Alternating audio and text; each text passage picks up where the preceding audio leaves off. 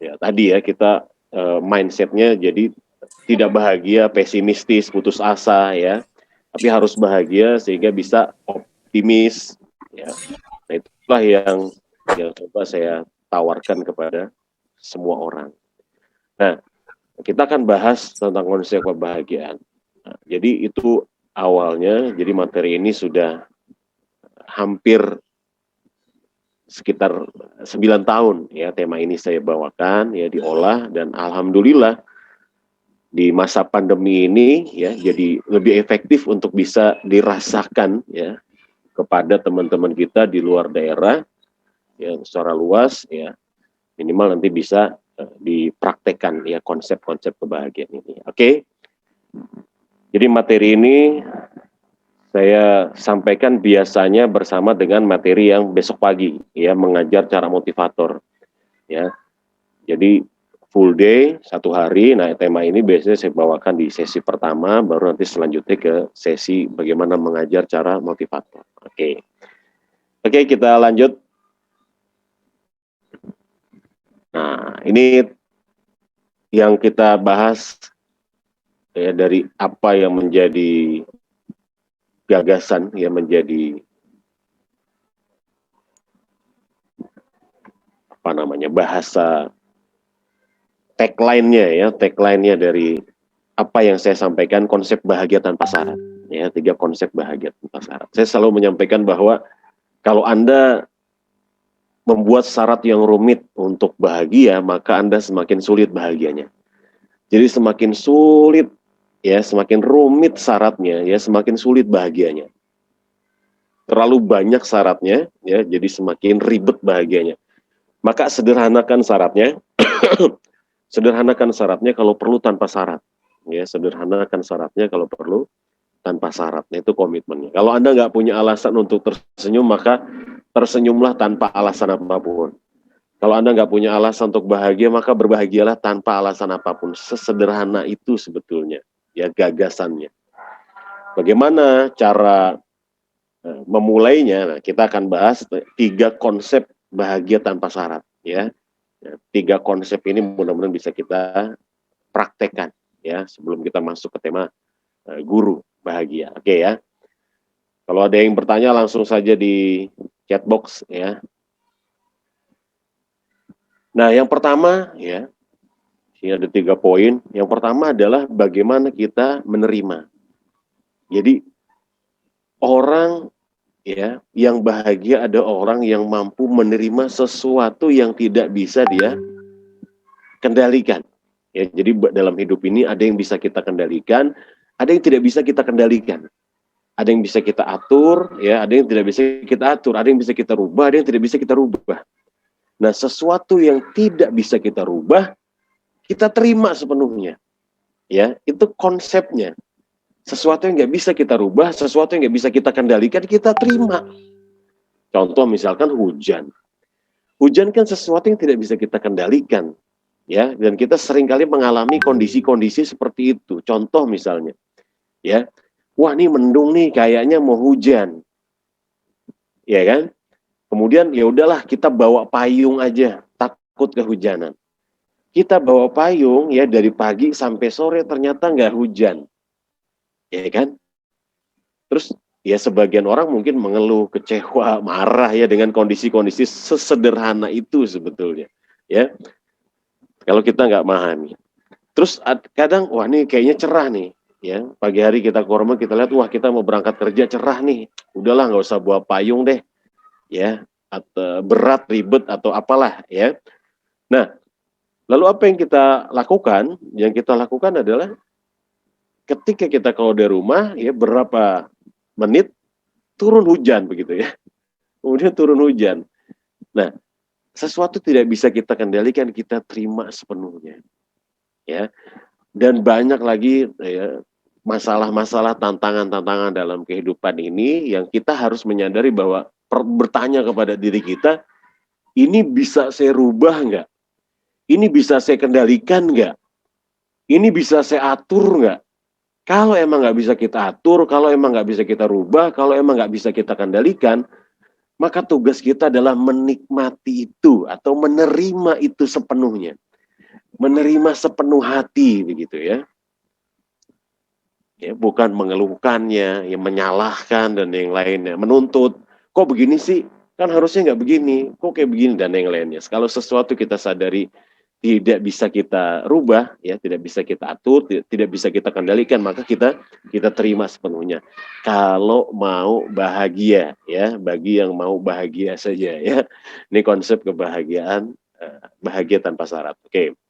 Jadi terima sesuatu yang terjadi yang di luar dari harapan kita, dari kendali kita, kita terima. Kayak barusan ya, kita mengalami kendala, ya, ada kendala yang kita harus menunggu, harus sabar, ya kita terima saja. Kita tetap lanjut aja, ya, tetap kita optimis, kita jalankan saja, ya. Ada yang mungkin marah, kesel, keluar ya dari grup atau nggak terima atau nggak mau masuk, ya nggak apa-apa. Itu kan keputusan mereka begitu ya. Itu kan urusan mereka ya. Tugas kita adalah bagaimana kita berusaha menerima kondisinya, kemudian kita perbaiki, kita kendalikan sepenuhnya yang bisa kita kendalikan, yang tidak bisa kita kendalikan tadi kan. Saya kan nggak bisa melarang Anda untuk tetap Anda harus tetap di grup ini, Anda terus ikut acara ini, nggak bisa. Anda mau keluar dari sesi ini silahkan, saya nggak bisa mengendalikan Anda ya. Tugasnya adalah menerima apa yang terjadi dalam kondisi pada malam hari ini ya, kemudian saya lakukan yang terbaik dari apa yang bisa saya lakukan. Nah, itu ya komitmennya. Kemudian memaknainya, bahwa hidup ini adalah tentang bagaimana kita membuat makna terhadapnya, ya. Jadi hidup ini adalah tentang bagaimana kita memberikan makna kepadanya. Gak ada masalah dengan hujan, gak ada masalah dengan panas. Tinggal bagaimana kita memberikan maknanya saja. Kalau kita memberikan makna panas ya sebagai sebuah manfaat ya dari menjemur pakaian bisa kering, kemudian hal-hal lainnya terkait dengan manfaat dari datangnya cuaca yang cerah begitu, ya, maka itulah yang akan kita nikmati. Tapi ketika kita memaknai bahwa panas adalah sebuah masalah, hujan adalah sebuah masalah, maka kita tidak akan bisa menikmati itu. Nah, ya, contoh kita maknai kalau hari ini ada Bapak Ibu yang sudah memiliki anak, apa makna anak-anak kita? Ya, kalau kita maknai anak-anak kita sebagai sebuah masalah, ya, ribet dan yang lainnya, maka yang kita akan hadapi adalah tadi kekecewaan dan kekesalan kepada anak-anak kita dengan kondisi seperti itu, ya. Karena apa yang ada dalam pikiran kita, ya, kita maknai dengan makna yang tidak membuat kita menjadi nyaman, ya, menjadi kita menikmati itu, ya. Contoh kata-kata, semua kata itu netral, ya, bodoh, ya, jelek kamu itu netral. Sebelum kita berikan makna terhadapnya, ya, bahasa monyet kamu, monyet ya bahasa monyet itu netral, ya. Tapi ketika kita akan beri makna itu maknanya adalah penghinaan, merendahkan diri dan yang lainnya, ya, maka itu menjadi ya menjadi berbeda rasanya, ya, tergantung bagaimana kita memberikan makna. Ya, kehidupan ini apa makna kehidupan bagi kita? Kalau kita memaknai bahwa hidup ini adalah masalah demi masalah dan yang lainnya, ya, maka kita akan selalu merasakan semua yang terjadi dalam hidup ini adalah sebuah masalah. Tapi kalau kita maknai bahwa kehidupan ini adalah anugerah, bahwa kehidupan ini adalah kesempatan kita untuk terus berbuat kebaikan, ya, maka yang ada dalam pikiran kita adalah seperti itu.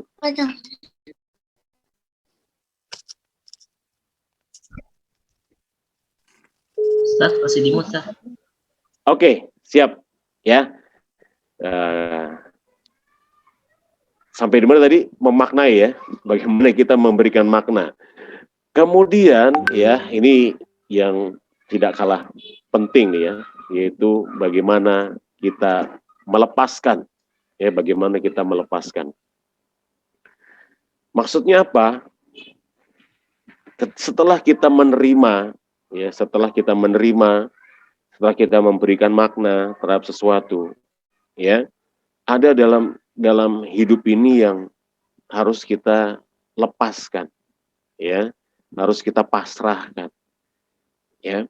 Nah, ini berbagai hal lah, sesuatu yang setelah kita terima ya kita maknai ya. Lalu bagaimana agar kita bahagia? Kadang kita harus melepaskan. Nah, ini biasanya ini istilahnya nih kalau saya sebut sebagai apa namanya? Bagaimana mengelola bernafas ya, bagaimana kita bernafas. Menerima itu menarik nafas ya. Ya, kita terima, alhamdulillah ya Allah, terima kasih, kita terima, kita berikan makna ya. Ya, nafas ini kita berikan makna, inilah kehidupan, inilah kebahagiaan saya. Kemudian jangan kita tahan ya, kita lepaskan. Artinya apa? Ya. Contoh misalkan ya, kita punya manfaat ya, jangan kita simpan sendirian, kita punya ilmu jangan kita pendam sendiri ya untuk kita sendiri, tapi kita lepaskan, kita berikan kepada orang lain. Ya, kita bagi kepada orang lain. Kita punya harta ya, jangan kita gunakan untuk diri kita sendiri ya, tapi kita lepaskan, kita berikan kepada orang lain ya. Bagaimana kita membuat orang lain lebih sukses daripada kita ketika kita sudah sukses. Maka ini kita sebut sebagai sukses di atas sukses ya, beyond success ya. Ketika kita bahagia, kita juga punya komitmen untuk apa? Untuk juga melepaskan kebahagiaan kita, membuat orang lain juga ikut bahagia ya. Nah, ini maksud dari melepaskan ini adalah bagaimana apa yang baik dalam diri kita nih kita berikan juga kepada orang lain. Maka bahagia itu juga bukan tentang seberapa banyak hal yang bisa kita miliki.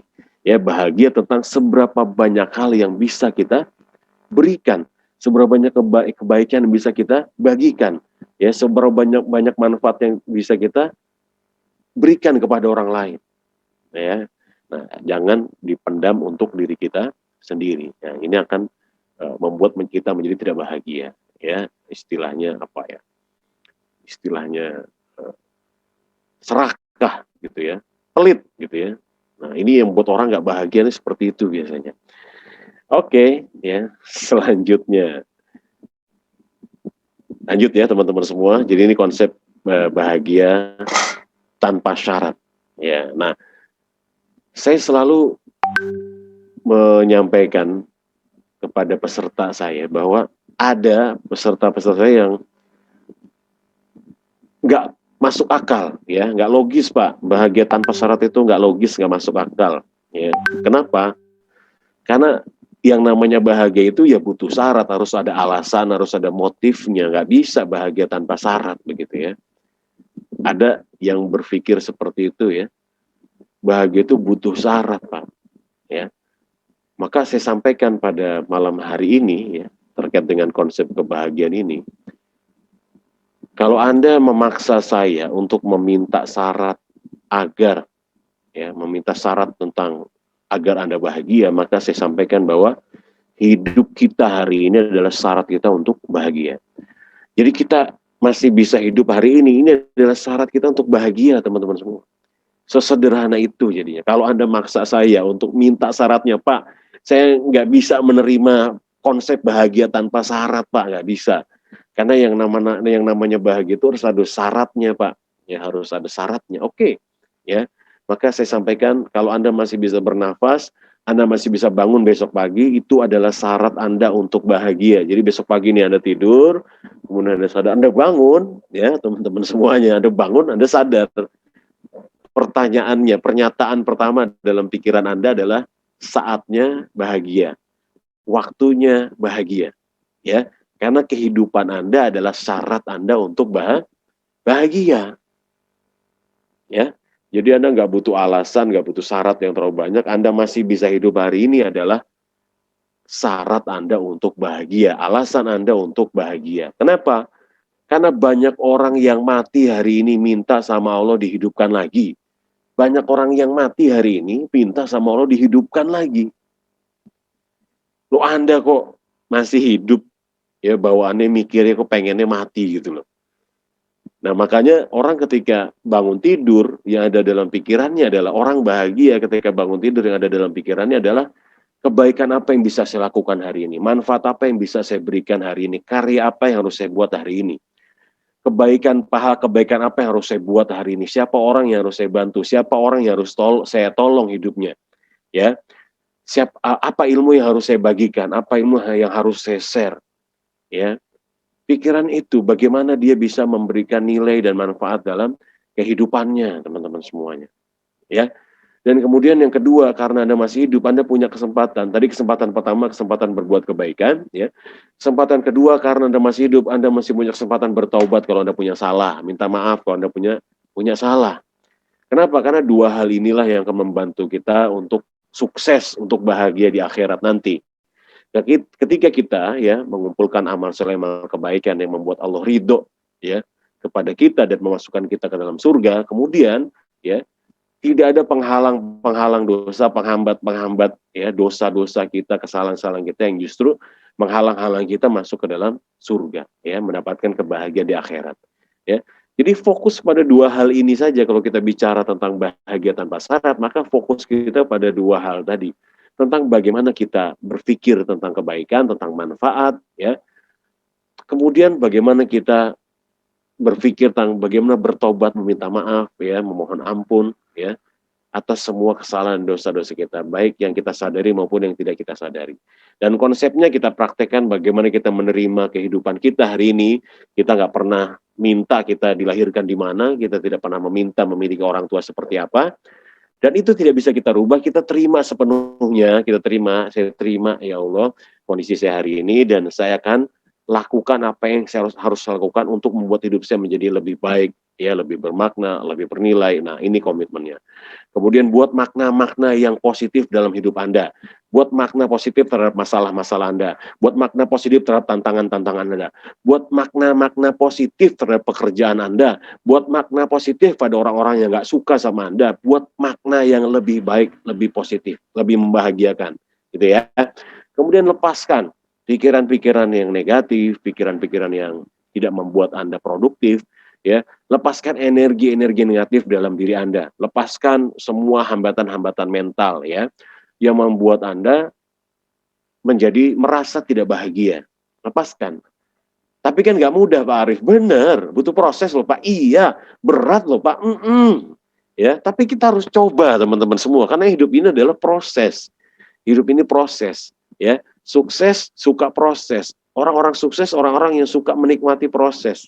Ya, hidup ini proses, semuanya proses, nggak ada yang nggak ada prosesnya. Mie instan yang katanya instan harus direbus dulu, teman-teman semua. Ya, ada prosesnya.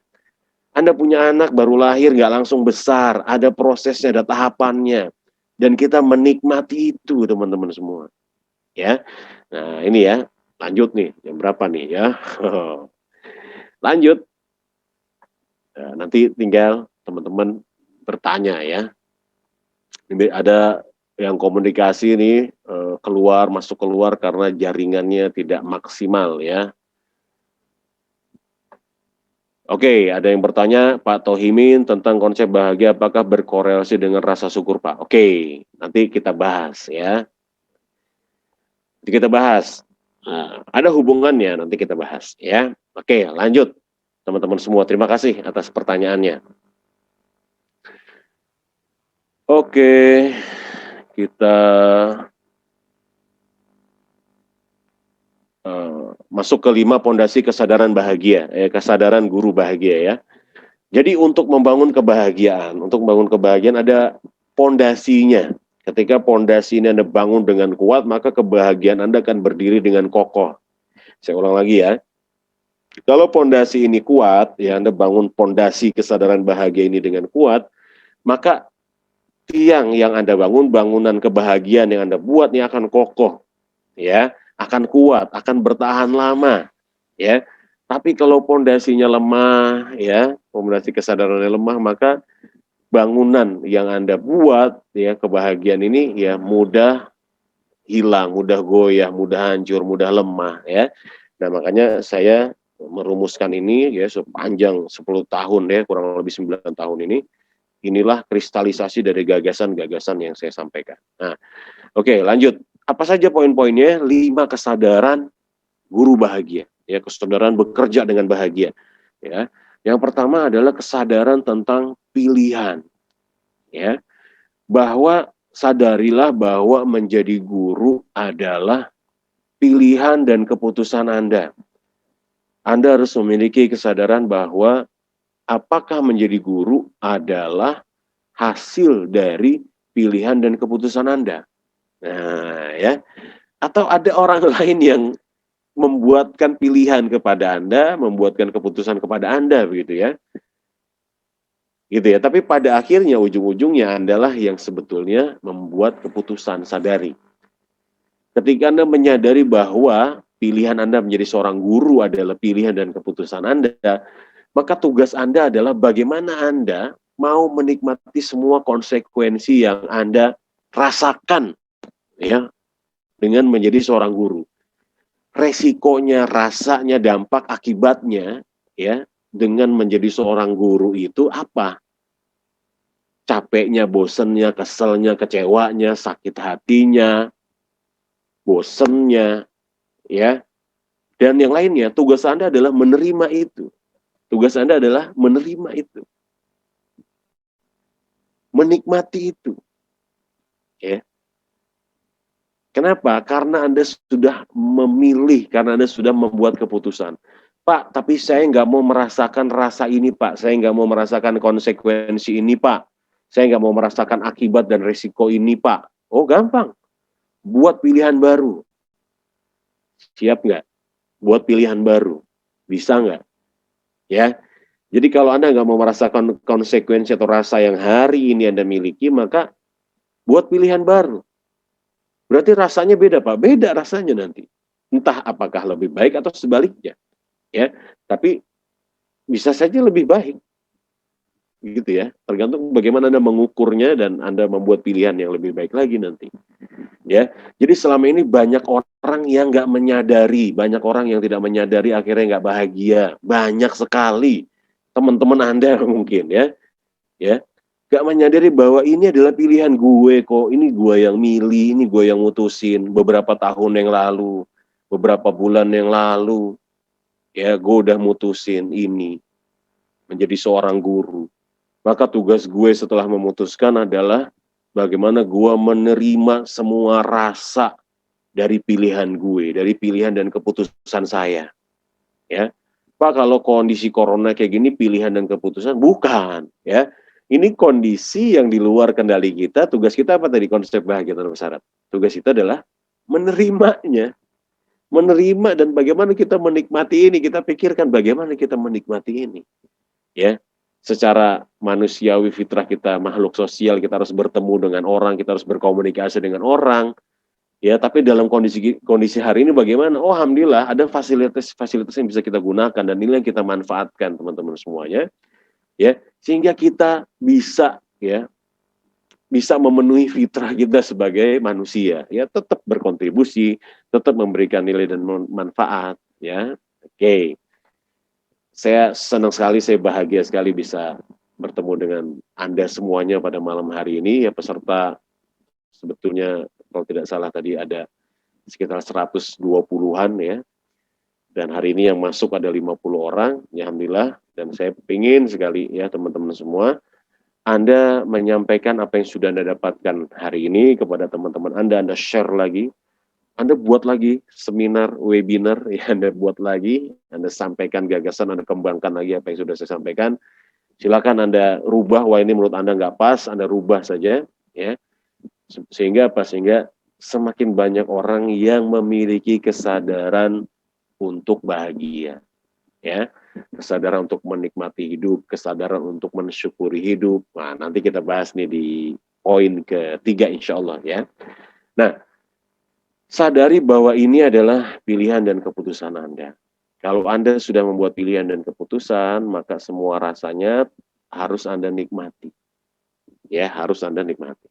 Contoh lagi, Anda memilih seorang laki-laki menjadi pasangan dalam hidup Anda. Ya, ada rasanya, ada nggak sukanya, ada kelebihannya, ada kekurangannya. Tugas Anda adalah menerima ya hasil dari pilihan dan keputusan Anda dan menikmati itu. Ya, menikmati itu. Pekerjaan, pasangan, ya kan? Anda memilih istri, ya. Ketika Anda akad, ijab kabul, ya, maka sebetulnya Anda sudah berkomitmen, saya terima cerewetnya, saya terima ngambeknya, saya terima cemberutnya, saya terima kebaikannya, kelembutannya, kasih sayangnya, ya. Dan begitulah dalam hidup ini ketika kita membuat pilihan dan keputusan, sebetulnya kita sudah akad, kita mengakadkan dalam pekerjaan kita. Siap bekerja di sini, siap Pak. Ya, saya terima capeknya, bosannya, stresnya, keselnya, sebelnya. Nah, itu ya. Saya nikmati itu semua kalau mau bahagia, ya, kesadaran tentang pilihan dan keputusan. Oke. Kemudian yang kedua adalah kesadaran tentang impian. Apakah menjadi seorang guru ini adalah impian Anda? Itu pertanyaan. Apakah menjadi seorang guru adalah impian Anda? Apakah ini impian Anda sejak Anda kecil? Ya. Oke, terima kasih yang sudah buat rangkuman Pak Imam Suroso, ya. Apakah menjadi seorang guru ini adalah impian Anda? Ini cita-cita Anda, ya. Nah, ini harus Anda sadari dulu nih, ya. Kalau ini adalah impian Anda, harusnya Anda perjuangkan ini, harusnya Anda lakukan yang terbaik di sini, ya, agar Anda bisa menjadi sebaik-baik dari impian Anda, ya. Dan saya yang mengalami ini, maka saya share ini, saya senang sekali, ya, teman-teman semuanya. Dulu ketika saya kelas 2 SMA, guru bahasa Inggris saya bertanya kepada seluruh murid-murid di kelas, ya, siapa yang mau jadi pengusaha? Wah, banyak angkat tangan. Siapa yang mau jadi arsitek? Wah, banyak angkat tangan. Insinyur, dokter, ya, dan yang lainnya, ya, tentara, wah, banyak angkat tangan. Dan ketika guru saya bertanya siapa yang mau menjadi seorang guru, ya, saya angkat tangan, ya. Ketika saya lihat ke belakang, wah, cuman saya doang yang angkat tangan ternyata, ya. Ya, alhamdulillah saya bercita-cita menjadi seorang guru, ya, dan saya alhamdulillah, ya, hari ini, ya, saya menjadi seorang guru walaupun bukan guru yang formal mengajar di kelas-kelas sekolah-sekolah, ya, tapi saya membuat kelas-kelas pengembangan diri, kelas-kelas motivasi, kelas-kelas kesadaran positif, ya, karena saya pada waktu itu saya sudah merumuskan di kelas 2 SMA, pertanyaan, kalau Anda mau jadi guru, guru apa? Nah, ya, saya ingat sekali bahwa saya menuliskan bahwa saya ingin menjadi guru tentang kebahagiaan, guru kebahagiaan. Guru yang membuat orang, ya, menjadi bahagia. Nah, itu yang saya terus pelajari, teman-teman semua. Ya, sampai hari ini. Dan inilah yang menjadi salah satu poin-poin dari gagasan-gagasan saya yang sudah saya menjadi motivator ini sudah sekitar 18 tahun, ya. Semuanya gagasan ini saya rumuskan. Nah, buatlah pertanyaan kepada diri Anda. Kalau ternyata ini bukan impian Anda, kalau ternyata ini bukan cita-cita Anda dan Anda merasa ini nggak harus Anda perjuangkan, maka segera buat keputusan, segera buat pilihan, ya. Tinggalkan ini, tinggalkan profesi Anda sekarang, kejar impian Anda, kejar cita-cita Anda, buat pilihan, buat keputusan malam hari ini. Wah, ya, besok pada minta resign lagi nih, ya. Ya, wah, ini bukan impian saya Pak, ya, ini impian orang tua saya, ini impian teman saya, ini impian tetangga saya, gitu ya. Waduh, ya.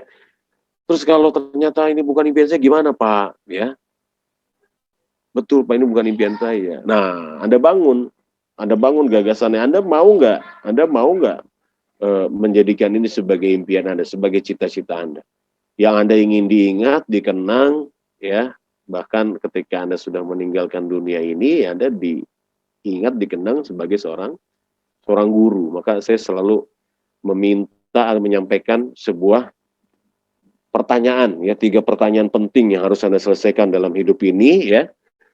Apa 3 pertanyaan penting itu? Ya, Anda ingin jadi apa? Selesaikan. Ya, kalau saya mengisi teman-teman pelajar, saya sampaikan, teman-teman mahasiswa saya sampaikan, Anda ingin jadi apa? Selesaikan ini. Jangan sampai Anda selesai kuliah, selesai sekolah, Anda buat pertanyaan bodoh, gue mau ngapain ya?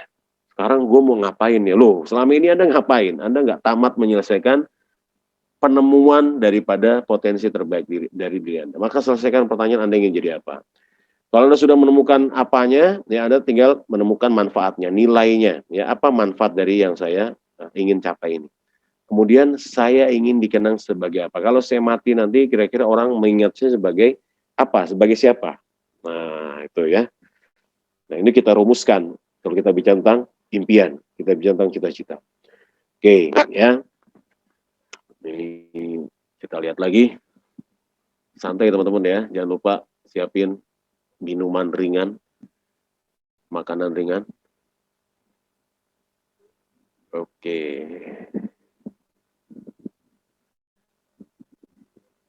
Ya, bagaimana menciptakan kebahagiaan pada murid-murid kita ya. Oh ya, gurunya harus bahagia dulu ya.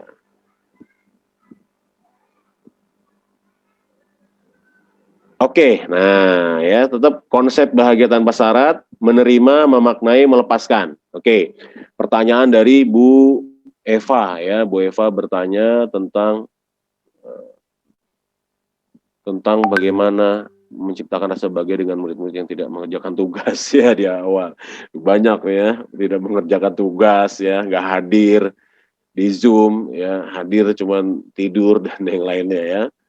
Greget sama orang tua yang sulit diajak komunikasi, oke, betul ya. Kesel banget ya. Ya kalau kita terima konsep bahagia tanpa syarat tadi, kita terima aja Bu, terima. Ada orang yang mau fokus belajar, ada orang yang tidak fokus belajar, ada orang yang bertanggung jawab, serius, sungguh-sungguh, ada orang yang tidak sungguh-sungguh. Saya selalu begitu juga, konsep misalkan saya mengisi acara, seminar, pelatihan. Saya punya konsep 80-20, 80% memperhatikan, 20% ada saja yang tidak fokus. Maka tugas saya, mindset saya buat makna tadi ya, saya terima itu, kemudian saya beri makna bahwa pasti selalu ada anak-anak yang tidak fokus, tidak konsentrasi dengan berbagai latar belakang masalahnya, ya. Apakah mungkin dia ngantuk, ya, apakah mungkin dia ada masalah tersendiri, ya, kita nggak tahu. Saya terima bahwa ada yang tidak fokus, ada yang tidak mengerjakan, ya, ada yang mengerjakan, ya. Saya terima, saya maknai bahwa memang begini kondisinya. Pasin, jangan tadi kalau kita ikat terus ya, harusnya nggak begini, harusnya dia bisa begini. Nah, nanti kita akhirnya kecewa. Ya, akhirnya tadi kesel ya, itu. Akhirnya jadi energi kita jadi marah. Ya udahlah, nah gitu bahasanya. Ya udahlah. Oke, nah gitu ya. Oke, nggak apa-apa. Nggak apa-apa ya, ibu menyampaikan yang terbaik untuk teman-teman semua di sini ya, ada yang tidak fokus tidak apa-apa, tapi sekali lagi ya, terkait dengan pembelajaran kita ada tanggung jawab yang harus kita lakukan dan salah satunya adalah mengikuti pembelajaran online. Apabila Anda tidak mengikuti pembelajaran online, maka ada konsekuensi dan resiko yang nanti akan Anda dapatkan. Nah, kita sampaikan saja, kita sampaikan apa yang terbaik ya yang bisa kita berikan, dan kita jangan sampai terpengaruh. Fokus kepada yang sudah, yang kalau saya bilang yang 80% tadi yang sudah serius, yang sudah fokus, itu fokus kepada mereka. Ya. Sehingga kita tidak menghancurkan energi positif yang sudah ada dengan sedikit energi negatif yang ada.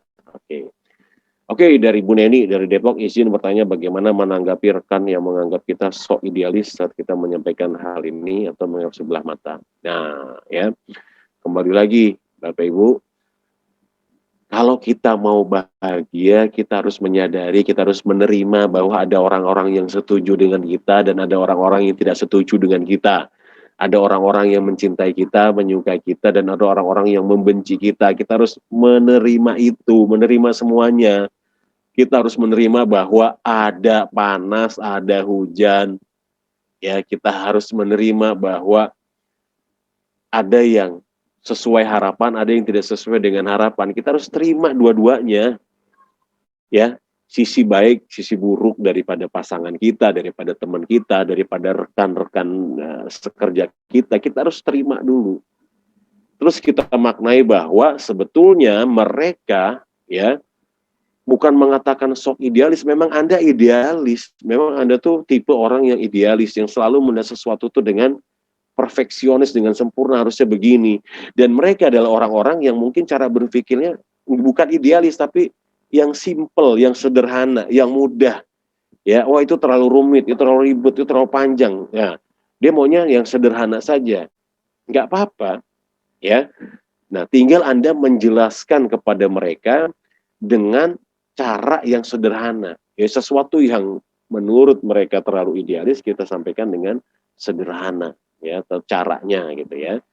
Kembali, nah tugas kita adalah membuktikan bahwa hal-hal yang idealis, yang perfeksionis itu bisa dicapai kok, bisa dibuat kok. Kenapa? Karena memang semua keberhasilan itu menuntut sesuatu yang sempurna, perfeksionis. Contoh handphone yang kita miliki, ya, mohon maaf, kita punya handphone ini detail sekali, Bapak Ibu. Satu komponen saja bermasalah itu mengganggu daripada kinerja handphone kita, ya. Nah, maka orang-orang idealis ini memang harus ada, mereka harus ditempatkan pada tempat-tempat itu, ya, tempat-tempat yang menuntut sesuatu yang perfect, sempurna, nggak bisa, nggak boleh salah. Ada juga seperti ini. Saya menerima kok, saya menyadari ini kok, ya. Nah, oke ya. Jadi itu poinnya, ya nggak apa-apa. Menganggap sebelah mata ya nggak apa-apa, ya nggak apa-apa Bu. Saya bilang tadi terima orang-orang yang tidak suka kepada kita, ya. Sebetulnya bukan kalau saya menyampaikan bukan sebelah mata, mungkin dia tidak terlalu dekat dengan kita, ya. Mungkin juga tadi apa yang kita sampaikan informasinya terbatas, tidak seutuhnya mereka pahami, ya. Tugas kita adalah membuktikan bahwa apa yang mereka pikirkan tentang kita itu salah. Oh, selama ini saya salah ya berpikir tentang ibu. Selama ini saya salah ya. Ternyata apa yang ibu sampaikan itu ternyata benar ya. Nah, itu aja tugas kita. Oke. Selanjutnya dari ini Ibu Maimun ya. Saya sering diemban beberapa tanggung jawab dari sekolah, kantor tapi saya selalu menolak untuk menerima tanggung jawab tersebut karena saya takut dalam diri saya bagaimana cara menanganinya. Ya, Anda yang tahu ukuran diri Anda, ya, Anda yang tahu ukuran diri Anda apakah Anda mampu untuk menerima tanggung jawab amanah atau Anda menyadari bahwa Anda tidak mampu ya untuk apa namanya menangani masalah. Terus bagaimana caranya menangani kondisi ini? Yang pertama, kalau saran saya Anda sebelum Anda menolak, Anda cari informasi dulu ya terkait dengan hal-hal yang memang ditugaskan kepada Anda sehingga Anda betul-betul memahami, menyadari bahwa ini di luar dari kemampuan Anda. Ya, jadi tidak buru-buru menolak, tapi memahami, mempelajari, oh ternyata ini bisa saya upgrade, bisa saya kelola gitu ya. Nah, itu ya, Bu Maimun. Aku lanjut. Kemudian yang ketiga, fondasi kesadaran bahagia yang ketiga adalah kesadaran tentang nilai, tentang manfaat. Ya, Anda sadar nggak nilai seorang guru itu apa? Anda sadar nggak ya? Menjadi seorang guru itu ya menjadi seorang guru itu manfaatnya apa, nilainya sebagaimana, besar atau kecil nilainya menjadi seorang guru ya. Istri saya alhamdulillah guru ya, dan saya memilih istri seorang guru itu bukan istilahnya bukan ya sedapatnya gitu ya, oh ya alhamdulillah dapatnya guru, bukan ya. Saya tulis memang salah satu kriteria dari istri saya, calon istri saya pada waktu itu adalah profesinya adalah seorang guru ya, seorang guru ngaji, seorang guru TK ya. Itu saya tulis, memang saya rencanakan, memang saya niatkan, saya buat pilihan dan keputusan, saya jadikan impian dan cita-cita saya. Kenapa? Karena saya numpang berkah Bapak Ibu ya. Karena saya tahu guru itu berkahnya banyak, kebaikannya banyak ya. Makanya saya cuman numpang berkah, mudah-mudahan saya jadi suami dapat berkah punya istri seorang guru. Berkah itu apa sih? Ya kebaikan, semuanya dimudahkan, urusan kita tenang, banyak kebaikan bisa kita dapatkan gitu ya. Nah, itu yang menjadi apa namanya? Harapan ya dari saya. Nah, di tahun 1945 Jepang luluh lantak, dua kota di Jepang hancur lebur ya, di bom ya, dengan bom atom ya, terpuruk ya, luluh lantak semuanya. Lalu apa yang dilakukan oleh Kaisar Jepang pada waktu itu? Yang dilakukan adalah membuat sebuah pernyataan, sebuah pidato. Ada berapa guru yang masih hidup? Ya, itu pernyataan pertamanya. Kita akan bangun kembali negara ini, ya, dengan guru-guru yang masih hidup. Wah, luar biasa, keren sekali, ya, dahsyat sekali, jos, ya, Jos Marco Jos. Waduh. Halo, wah ini terjadi trouble lagi ya. Coba saya cek dulu. Oh, nggak ada trouble ya, masih ada suara saya? Aman, Pasti, Ustaz. Pak. Alhamdulillah. Masih ya? Oh, saya videonya tiba-tiba hilang soalnya. Oke, kita lanjut lagi. Masih. Ya, makasih Ibu. Ya, kita lanjut lagi. Nah, ya. Jadi nilainya, wah ya, nilainya, manfaatnya. Nah, itu luar biasa sekali, ya, bahwa di pundak seorang guru ada harapan, ada cita-cita bagaimana membangun bangsa yang lebih baik, ya, menciptakan bangsa yang lebih baik. Di pundak gurulah harapan ini dititipkan, ya. Dan saya selalu mengucapkan terima kasih kepada guru-guru, ya, seluruh Indonesia mengucapkan saya tahu beban berat seorang guru, ya, tantangan seorang guru, ya. Saya paham sekali, ya, bagaimana kita menghadapi anak-anak yang beraneka rupa, ya, karakternya, perilakunya, ya, dan komitmen menjadi guru ini luar biasa. Ya, makanya guru itu salah satu orang yang dimudahkan untuk masuk ke dalam surga, ya, karena amal jariyahnya, karena ilmu jariyahnya, ya, kalau ikhlas, ya, kalau ikhlas nanti kita bahas, ya. Nah, sadari nilai ini bahwa saya menjadi guru ini ada nilai besar luar biasa yang saya akan dapatkan dari pahala jariah yang terus mengalir kalau saya sudah menjadi alumni bumi ini, sudah selesai kehidupan saya, maka ada doa-doa yang terus mengalir menjadi pahala kebaikan bagi saya. Ya, ada manfaat kebaikan yang terus hadir dalam kehidupan saya dari murid-murid saya. Bayangkan ya, kalau guru TK, guru SD, ya, setiap tahun meluluskan berapa ratus murid yang merasakan manfaat daripada Anda tidak bisa bayangkan saldo rekening pahala kebaikan yang ada itu mungkin sudah triliunan, ya. Masya Allah, ya, Anda ajarkan kebaikan-kebaikan, ya. Makanya jangan hanya sekedar menjadi guru, maka jadilah guru motivator, guru inspirator. Nah, itu ya, makanya saya juga menggagas tuh bagaimana menjadi guru motivator, mengajar dengan cara motivator, ya, guru yang menjadi inspirator bagi murid-muridnya, ya, bagaimana tidak hanya sekedar mengajar, tapi menitipkan gagasan, ide, harapan, inspirasi, ya, dalam pikiran murid-murid kita, sehingga itu bisa menggugah perasaan mereka untuk bisa merubah dirinya, untuk bisa melakukan yang terbaik dalam hidup mereka. Ya. Tapi kan nggak mudah Pak Arief, bener ya. Butuh proses loh Pak, iya, ya. Berat loh Pak, ya, itu ya. Bener, nggak mudah loh, nggak gampang. Tantangannya mungkin ada istilah kan, hidup ini nggak semudah kata-kata seorang motivator, ya, gitu ya. Hidup ini nggak semudah omongannya motivator, bener, ya, bener sekali, betul sekali, ya. Makanya orang-orang yang kokoh, yang tangguh, yang kuat itu tidak bisa dibentuk kecuali oleh kesulitan dan penderitaan. Guru-guru yang tangguh, yang kuat, yang kokoh tidak bisa dibentuk oleh tantangan-tantangan, masalah-masalah. Pelaut ulung tidak pernah terlahir dari laut yang tenang, gitu ya istilahnya. Guru-guru hebat itu hadir dari murid-murid yang ya begitu, ya. Murid-murid yang tidak mudah untuk diajarkan, tidak mudah untuk diberitahu. Murid itu guru-guru hebat lahir dari sana, ya.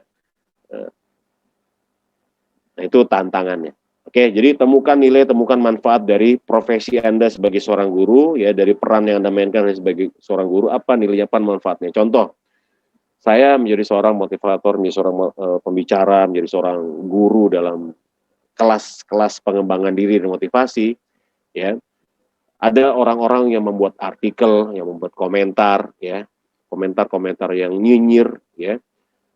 Alah motivator, omdo omong doang, ya, omsong omong kosong. Apaan itu motivator? Dia bicara sukses, emang dia sukses apa? Apa kesuksesannya? Apa prestasinya? Apa karyanya? Alah, ngomong doang. Gitu kan?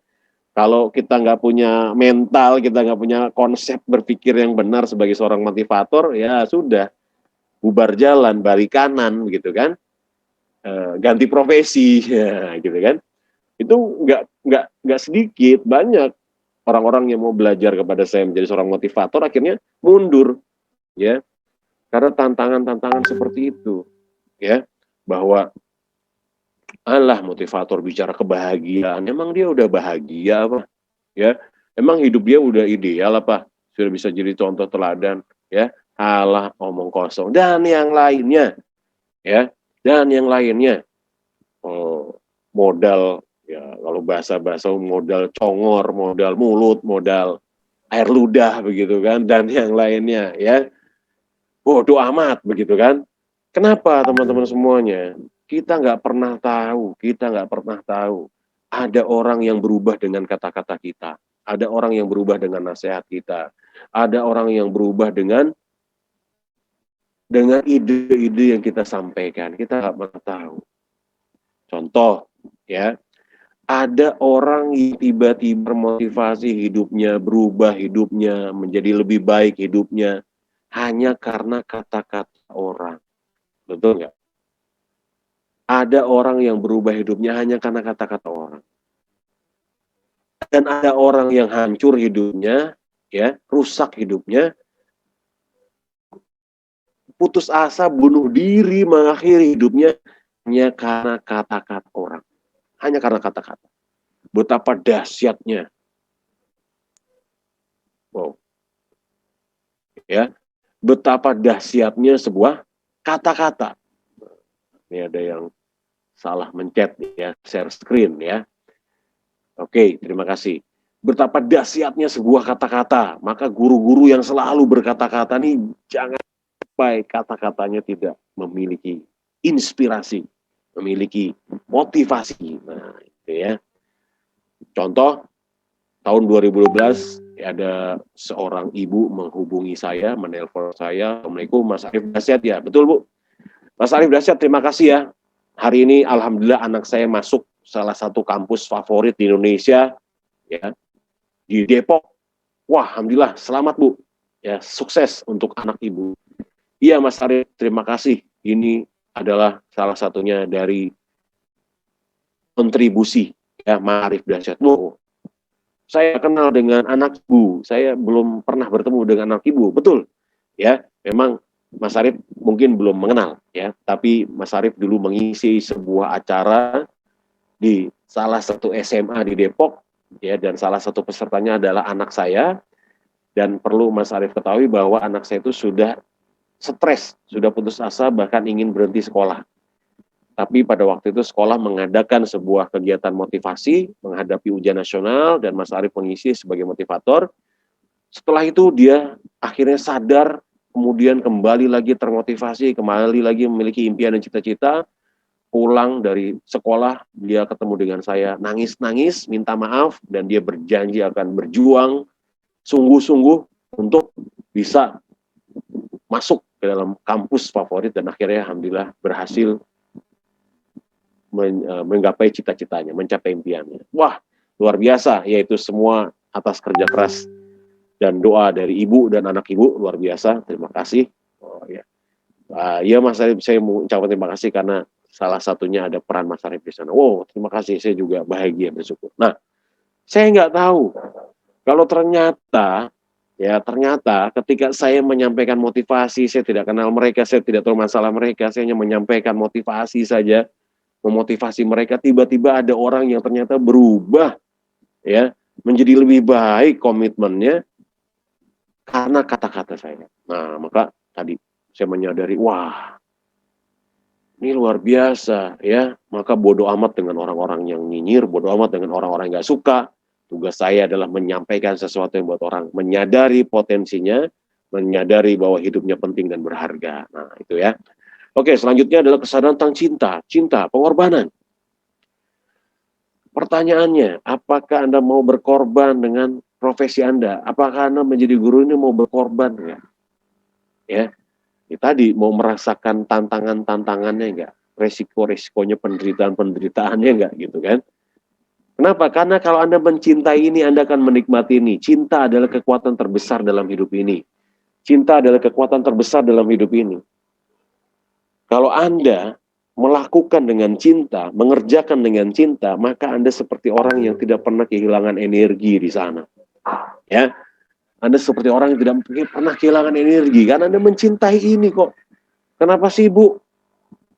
Jadi guru ngajar dari pagi sampai sore, ngajar online juga, anak-anaknya begitu, nggak fokus tapi ibu serius, ibu terus saja lah, karena saya mencintai ini. It's about love. Ini tentang cinta.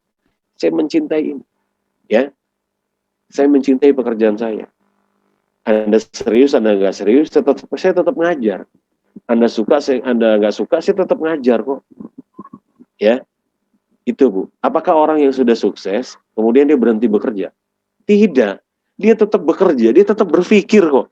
Ide-ide baru, gagasan baru, manfaat baru, nilai baru, karya baru, kebaikan baru. Itu pikirannya itu aja. Dia nggak berhenti berpikir, nggak berhenti bekerja. Kenapa? Karena dia suka berpikir, dia cinta berpikir, dia cinta bekerja. Bukan karena dia sudah berhasil terus dia berhenti bekerja, enggak. Bukan impiannya, bukan cita-citanya yang dia cintai, tapi prosesnya. Ya, tapi prosesnya. Ya, maka dia tetap bekerja, tetap berpikir. Ya, nanti ibu mungkin ada yang pensiun menjadi seorang guru. Wah, ibu tetap ngajar. Ya, jangan berhenti ngajar. Tetap sampai meninggal tetap ngajar. Apa yang bisa ibu ajarkan. Kalau sekarang bisa pakai video pengajaran gitu kan. Wah, tapi saya nggak bisa bertatap muka langsung Pak, nggak bisa ngajar seperti dulu. Ya udah ibu buat saja video-video pengajaran yang nanti itu bisa dilihat orang di seluruh dunia. Ya, oke. Selanjutnya kesadaran tentang karya, bahwa pekerjaan Anda adalah karya. Apapun pekerjaan Anda menciptakan karya, baik yang skalanya kecil maupun skalanya besar. Karyanya apa? Kenangan. Ya, kenangan. Kenangannya manfaat, ya, kebaikan atau sebaliknya. Murid-murid Anda adalah karya Anda. Anda ngajar nih murid-murid Anda tuh karya Anda. Jadi mereka nanti yang sukses, yang berhasil, ya, harus Anda pastikan, ya, Anda menjadi bagian dari keberhasilan mereka karena ide-ide gagasan-gagasan Anda, karena motivasi nasihat-nasihat yang kuat yang Anda titipkan pada mereka. Kamu dikenal oleh guru memang anak yang aktif, ya, anak yang bandel. Oh, kan bandel menurut orang lain, tapi yang ibu tahu, kamu adalah anak yang nanti akan menjadi orang yang berhasil satu saat nanti. Buktikan kepada ibu. Nah, ya. Nah, jadi kita titipkan nasihat-nasihat yang satu saat nanti mereka akan ingat dan itu membuat mereka berubah menjadi lebih baik. Oke. Selanjutnya kita lihat jam berapa sekarang. Wow, jam 9:30. Ya. Masih semangat ini ya. Masih wow, 50 orang, luar biasa. Terima kasih. Komitmen guru bahagia, komitmen guru bahagia. Nah, ya, apa komitmen guru bahagia? Pertama, komitmen ikhlas. Nah, tadi ya, yang benar ikhlasnya, benar bahagianya. Nah, ini ada di e-book saya, Kesadaran Bahagia. Yang benar ikhlasnya, benar bahagianya. Jadi hanya orang yang benar-benar ikhlas, hanya guru yang benar-benar ikhlas lah yang benar-benar bahagia. Yang benar-benar ikhlas itu bukan berarti orang yang nggak mau digaji, orang yang tidak nggak mau mendapatkan insentif, bukan. Ya, bukan seperti itu. Orang yang ikhlas itu adalah mengerjakan yang terbaik, melakukan yang terbaik, dilihat atau tidak dilihat. Mengerjakan terbaik, melakukan terbaik, dipuji atau tidak dipuji. Ya. Ini poinnya, poin dari keikhlasan itu. Jadi jangan sampai kita mengerjakan sesuatu karena pengen dipuji, karena pengen itu nggak ikhlas. Ya, kalau kita mendapatkan sesuatu dari apa yang kita lakukan, itu karena nilai yang kita buat. Nilai yang kita buat dalam pekerjaan kita, dalam profesi kita.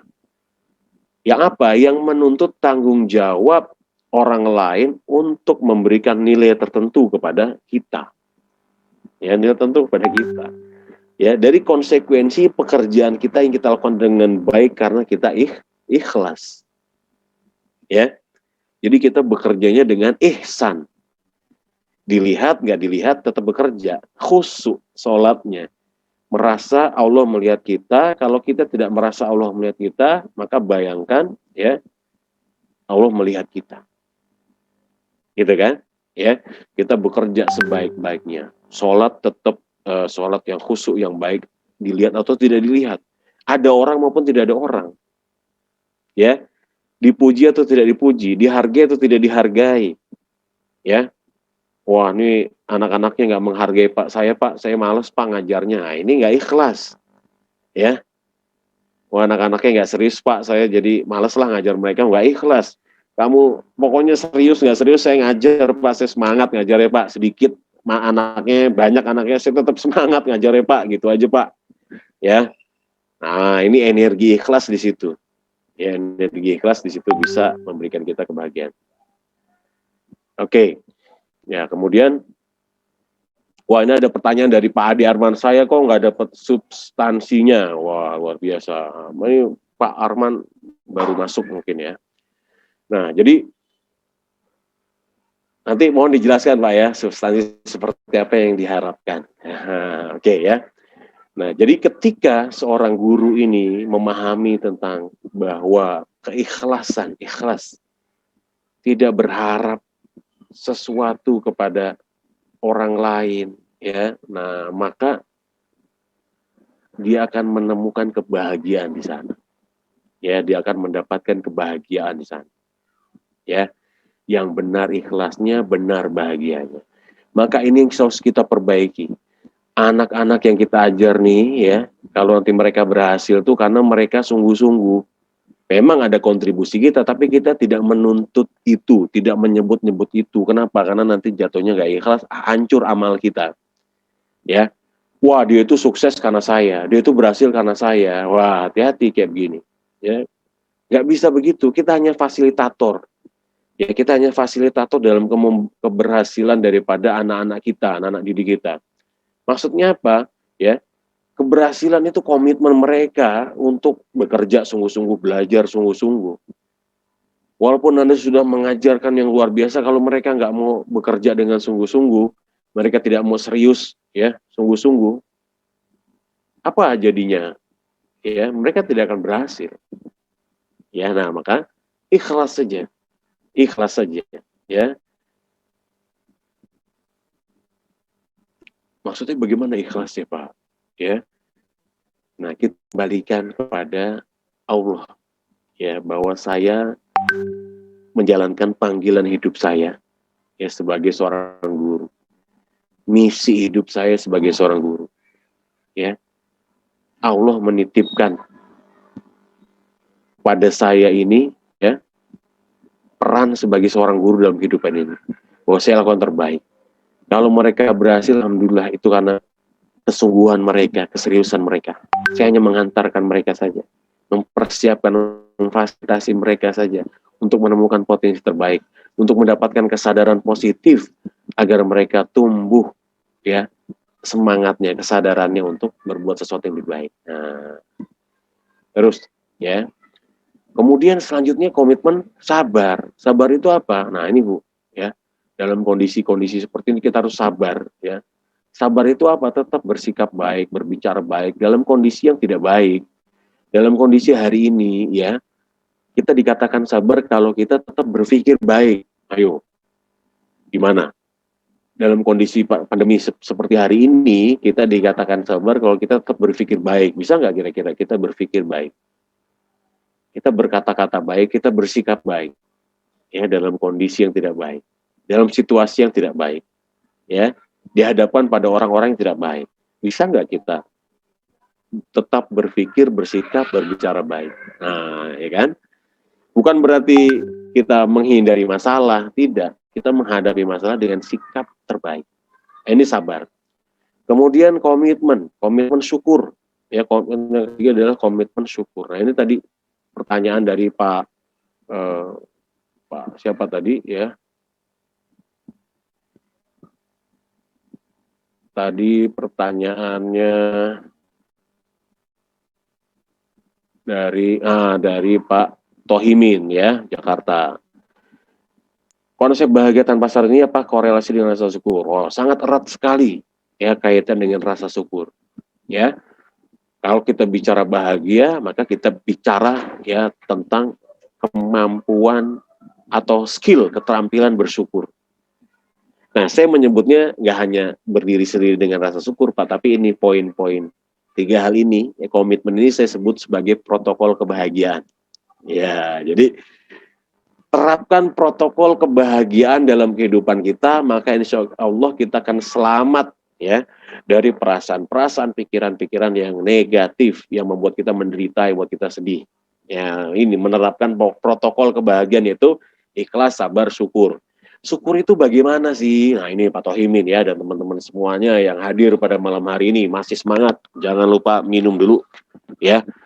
Minum dulu. Wah, ini masih ada nggak minuman saya? Alhamdulillah ya. Nah, apa itu syukur? Syukur itu melihat sisi baiknya bukan sisi buruknya, melihat kelebihan bukan kekurangan, melihat manfaatnya bukan mudorotnya, melihat sisi terang bukan sisi gelapnya, melihat positifnya bukan negatifnya, ya, melihat kelebihannya bukan kekurangannya. Ya, bersyukur itu adalah tentang bagaimana kita melihat sisi positif. Contoh, bagaimana kita bersyukur dengan kondisi hari ini, dengan pandemi hari ini, lihat sisi baiknya. Temukan, cari. Lihat manfaatnya, lihat sisi manfaatnya, lihat sisi positifnya, lihat sisi kelebihannya apa, cari, temukan, bahagia Anda. Ya. Pak, bagaimana caranya saya bisa bahagia dengan pasangan saya? Bersyukurnya bagaimana Pak? Lihat sisi baiknya, lihat kelebihannya, lihat sisi terangnya, lihat positifnya. Lihat apa yang baik dari pasangan kita.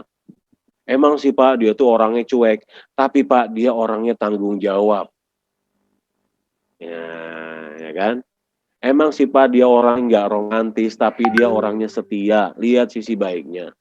Emang sih Pak, istri saya nggak bisa masak, tapi istri saya pinter kalau mijit Pak. Ya. Lihat sisi baiknya selalu begitu. Maka kita akan bahagia, kita akan nyaman, kita akan positif. Nah, jadi komitmen bersyukur ini adalah komitmen bagaimana kita bisa menikmati pekerjaan kita. Bagaimana Pak caranya saya bisa menikmati pekerjaan saya? Bersyukur. Gimana caranya bersyukur? Lihat sisi baiknya, lihat sisi manfaatnya. Emang sih Pak, jadi guru itu Pak capek, gajinya nggak seberapa. Tapi Pak, alhamdulillah, insya Allah manfaatnya, pahalanya besar Pak. Nah, ya kan? Banyak yang mendoakan Pak, alhamdulillah Pak. Ya, selalu kayak begitu pikirannya, selalu kayak begitu. Tapi kan nggak mudah Pak Arif, bener. Butuh proses loh Pak, iya. Berat loh Pak, tapi kita harus coba kalau mau bahagia. Yang mau bahagia saja. Oke lanjut, masih semangat. Wow, ya alhamdulillah, keren. Tepuk tangan dulu buat yang masih bertahan. Ya, kasih jempolnya, emotikon jempolnya boleh. Ya, ada ya emotikon jempol ya. Nah, selanjutnya ya kita lihat ini masih semangat luar biasa. Ada Bu Akikah, Bu Sulistiawati, wah banyak sekali ini ya. Bu Roswita, Bu Bunia, Bu Eva, waduh banyak ya luar biasa. Mohon maaf kalau saya belum kenal ya, salam kenal. Selanjutnya masih semangat manajemen pikiran dan perasaan. Wah ini saya ikut kelas sertifikasi trainer ini kurang lebih sekitar 3 bulan ini ya, kita mondar mandir ke Bintaro ya. Alhamdulillah. Sederhananya begini Pak, ya Bu. Kalau kita mau bahagia, kita harus mampu mengelola pikiran dan perasaan kita. Nah, polanya sederhana begini, karena ini kalau dijelaskan panjang, ya. Kalau perasaan kita nggak enak, perasaan kita nggak nyaman, berarti pikiran kita nggak bener. Ya, saya ulang lagi ya. Kalau perasaan kita nggak enak, nggak nyaman, nggak bahagia, berarti pikiran kita nggak bener. Ya, pikiran kita ada yang salah, pikiran kita ada yang kurang pas. Ya, maka benerin pikiran, ya, insya Allah perasaan jadi enak. Kenapa? Karena perasaan adalah alarm pikiran. Saya ulang lagi, karena perasaan adalah alarm pikiran. Nah, perasaan akan memberikan sinyal kepada pikiran bahwa pikiran lo kayaknya lagi mikir yang gak enak deh. Kenapa? Karena gue ngerasain gak enak, perasaan gue gak tenang, perasaan gue gak bahagia. Lo benerin dong pikiran lo biar gue jadi enak lagi. Tapi gue nggak bisa, nggak mungkin nggak bisa. Nah, bisa kok. Bukan masalahnya bisa nggak bisa, masalah dalam mau atau nggak mau, mau nggak.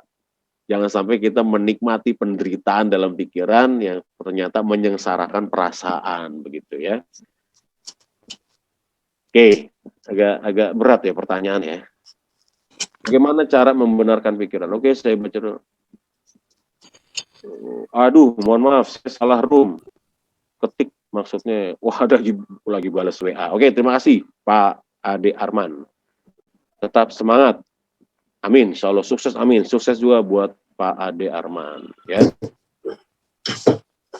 harus diusahakan terus berusaha selalu baik. Amin. Ya, karena hidup kita begitu kok. Kita terus bagaimana memperbaiki kesalahan-kesalahan kita, kehilafan-kehilafan kita. Ya. Bagaimana cara membenarkan pikiran? Wah, membenarkan pikiran tadi sudah kita bahas. Berikan makna baru. Berikan makna baru. Makna yang, contoh, kalau maknanya nggak tepat, berarti perasaannya nggak enak. Berarti ganti lagi maknanya gitu loh. Saya berikan makna baru terhadap masalah. Tapi kok masih nggak enak juga ya? Berarti maknanya nggak tepat. Ganti lagi maknanya. Buat makna baru. Terus buat makna baru. Nah, bagaimana cara? Toolsnya ada nggak? Toolsnya ada. Cari audio motivasi, dengerin ceramah-ceramah motivasi, ya, lihat film-film motivasi, itu ya, itu toolsnya. Maka motivasi nggak bisa berdiri sendiri, ya, harus ada toolsnya, ada alatnya. Anda pikir motivator nggak dengerin motivasi? Anda pikir motivator nggak ikut seminar motivasi? Ikut. Anda pikir motivator nggak ikut apa namanya? Nggak beli buku-buku motivasi, nggak lihat video-video motivasi dari motivator lain. Lihat. Ya, kenapa? Untuk sama-sama menjaga energi motivasi. Oke. Pertanyaan, bagaimana menumbuhkan energi ikhlas? Ya, menumbuhkan energi ikhlas. Nah, jadi gini, selalu mengembalikan apa yang kita lakukan kepada Allah. Ya, bahwa Allah yang menjamin kehidupan kita, ya Allah yang memberikan kita fasilitas kehidupan ini, maka jangan cari ridho dari manusia, jangan mencari muka sama manusia, jangan mencari pujian, jangan mencari perhatian dari manusia. Kenapa? Karena yang memberikan kita semua ini adalah Allah Subhanahu wa Ta'ala, Bapak Ibu semuanya. Maka kita berharap meminta hanya kepada Allah saja, ridho Allah saja itu. Kenapa? Karena Allah yang memberikan semua fasilitas dalam kehidupan kita. Ya, contoh lagi, mohon maaf, ya, nggak bisa menjamin masyarakatnya karena kondisi pandemi ini mereka nggak boleh kemana-mana, nggak boleh bekerja. Bahkan kita lihat saudara kita yang buka warung pun disuruh tutup. Nah, mereka bingung gimana kita bisa makan ya. Kenapa? Karena yang menjamin kehidupan kita adalah bukan manusia, bukan pemerintah, bukan lembaga, bukan yayasan, bukan bukan presiden, bukan gubernur, bukan. Yang menjamin kehidupan kita adalah Allah Subhanahu wa Ta'ala. Ya. Jadi maka jangan memiliki niat dan tujuan yang salah dalam bekerja, dalam beraktivitas, ya. Kenapa? Karena Allah yang memberikan fasilitas dalam kehidupan ini, maka kita bekerja dalam rangka beribadah kepada Allah, dalam rangka taat kepada Allah. Ya, itu ya. Bahagia itu spiritualitas, Bapak Ibu. Jadi orang yang yang tidak spiritual, tidak memiliki kesadaran spiritual yang benar tuh, ya biasanya kebahagiaannya semu, ya. Oke, jadi bagaimana menumbuhkan energi ikhlas? Memiliki kesadaran spiritual, kesadaran tentang setiap kita sholat, Allahu Akbar, ya.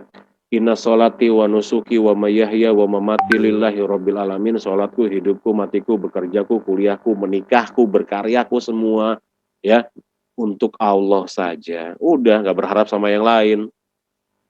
Kalau berharap sedikit saja, karena memang harapan itu harus ditumbuhkan sebagai salah satu sumber motivasi adalah menciptakan harapan. Oke, ya. Selanjutnya harus selalu disalahkan terus. Oke, bagaimana cara membenarkan pikiran tadi sudah saya sampaikan. Kemudian saya selalu memberikan motivasi kepada siswa, tapi susah sekali membagi waktu untuk anak-anak sendiri. Bagaimana caranya? Oke, ya. Ibu, ini juga ya untuk anak-anak kita harus punya waktu-waktu bersama. Jadi disitulah kita manfaatkan. Contoh, makan bersama, ibadah bersama, sholat bersama, nonton bersama. Ya, itu waktu-waktu yang nggak harus setiap hari full, harus sama-sama bareng-bareng kemana-mana semua, ikut semua, enggak. Tapi kita manfaatkan, misalkan kita mau cuci mobil bersama bareng sambil ngobrol. Cuci motor bersama. Makan harus bersama, ya udah handphone simpen dulu, ayo makan, duduk ngomong ngobrol, makan sama-sama. Nah, kesempatan bersama itu kita gunakan untuk bertanya, berkomunikasi, bangun komunikasi, bangun kedekatan dulu sebuah motivasi ya Bu ya. Jadi jangan sampai kita memotivasi tapi kita nggak bangun kedekatan, bangun komunikasi, baru nanti kita membicarakan atau berkomunikasi, menyampaikan hal-hal yang terkait dengan motivasi. Karena orang kalau nggak deket ya, anak nggak deket jadi nggak enak, nggak asik gitu ya. Bagaimana cara mengolah perasaan supaya selaras dengan pikiran, ya? Mengolah perasaan selaras dengan pikiran. Oke, nanti kita lanjutkan ya. Saya guru SMP 23 Jakarta. Oke. Alhamdulillah selalu mengisi. Alhamdulillah. Oke Bu, pokoknya saya mau free, mau apa, silahkan aja, undang aja, saya mau gratis, nggak apa-apa ya. Oke, silahkan, mau izin live. Apakah setiap perasaan yang tidak enak itu selalu merupakan pikiran? Oke, yang tidak benar, bagaimana mendapatkan pikiran yang tidak benar, bagaimana firasat? Oh. Nah, iya, betul. Firasat, seperti contoh kasus dia bilang, kok perasaan saya jadi nggak enak ya? Dan ternyata ada sesuatu masalah pada orang yang kita cintai atau ada ikatan batin. Ya, betul. Ya. Nah, benar-benar. Jadi gini, Bu. Jadi perasaan pikiran kita ini dipengaruhi ya, salah satu yang pengaruh adalah energi, Bapak Ibu. Nah, bagaimana dengan kondisi firasat tadi ya, perasaan kita sudah terbangun sebuah koneksi energi yang sangat kuat dengan pasangan, dengan anak, dengan seseorang gitu ya. Sehingga ketika terjadi sesuatu ya kepada mereka, maka kita terkoneksi secara energi sehingga kita merasakan itu. Ya, nah ini ketika perasaan kita merasa, kita mulai berpikir ada apa ya? Kok perasaan saya nggak enak? Ada apa nih? Ada sesuatu apa nih? Nah, dia kan merespon pikiran kita, merespon itu. Nah, jadi yang pertama yang harus diketahui, kita hidup di lautan energi, Bapak Ibu. Yang hidup kita di lautan energi. Kita terkoneksi dengan energi dimanapun. Pikiran kita nih magnet energi. Pikiran kita menarik ya apa yang kita pikirkan, energi-energi. Nah, makanya jangan berpikir yang negatif, nanti akan menarik ke dalam diri kita. Nanti akan terjadi dalam kehidupan kita. Apalagi kita berikan rasa, kita berikan emosi, ya. Kita berikan emosi, akhirnya ketarik dalam kehidupan kita menjadi realita. Nah, ini yang terjadi ya. Makanya pikiran yang benar, udah pikiran yang benar. Nah, gitu. Udah omongan yang benar. Kenapa? Omongan juga energi, hati-hati. Ini akan menarik juga, hati-hati. Udah jangan mikir macam-macam, ya kan? Udah omongannya yang benar dan yang lainnya kan begitu ya. Nah, tadi kalau dalam kondisi saat ini betul ada firasatnya, apalagi firasatnya orang-orang beriman itu sangat kuat, ya. Dia punya ikatan energi yang sangat besar, ya, karena keimanan, karena keyakinannya. Nah, itu konteks dalam apa yang Ibu sampaikan. Jadi ada koneksi yang tidak langsung pada pikiran, tapi pikiran dan perasaan ini selalu terkoneksi, Bu, selalu berhubungan, selalu melakukan respon, ya, selalu memberikan respon, karena kalau bahasa dalam ilmu pengembangan diri, yang namanya hati ini perasaan adalah otak kecil, Bu, ya, otak yang kecil, ya, otak kecilnya, inti otak, katanya begitu, ya, jadi tetap terkoneksi, ya. Nah, jadi yang namanya perasaan nggak masalah, dia bisa terhubung secara langsung dengan energi di luar, ya, dengan energi di luar, sama lah dengan semua, baik makhluk yang terlihat maupun yang tidak terlihat, kita merasakan energinya, gitu ya. Nah, biasanya bahasa istilah-istilah perasaan ini di bentuk-bentuk perasaan itu disebutkan dengan satu kata: tenang, damai, bahagia, gelisah, marah. Nah, itu jenis-jenis perasaan. Kalau pikiran kan membedakan, membandingkan, menganalisa, memilih, ya. Nah, itu kerja pikiran, fungsi pikiran. Kalau perasaan tuh, ya, biasanya tuh ditandai dengan satu kata, yaitu yang kita harus, ini perasaan atau pikiran, ya. Nah, apa yang dirasakan? Kalau satu kata tuh berarti perasaan, ya. Oke, selanjutnya, masih semangat? Wow, luar biasa. Selanjutnya, kita sebut yang namanya manajemen pikiran dan perasaan adalah kendali kita pada 3 hal ini, Bapak Ibu, ya. 3 hal ini. Positive thinking yang pertama. Positive thinking. Oke. Positive thinking maksudnya apa? Ini level dasar dari manajemen pikiran dan perasaan. Kalau kita mau bahagia, bisa nggak kita mengendalikan pikiran kita stay positif untuk tetap berpikir positif, berpikir baik. Kenapa? Karena respon yang keluar pun akan baik. Ini kemampuan dasar, skill dasar sebagai pemula, ya, sebagai pemula. Jadi kalau mau bahagia nih untuk pemula tuh udah loh, gimana lo bisa positive thinking dulu aja.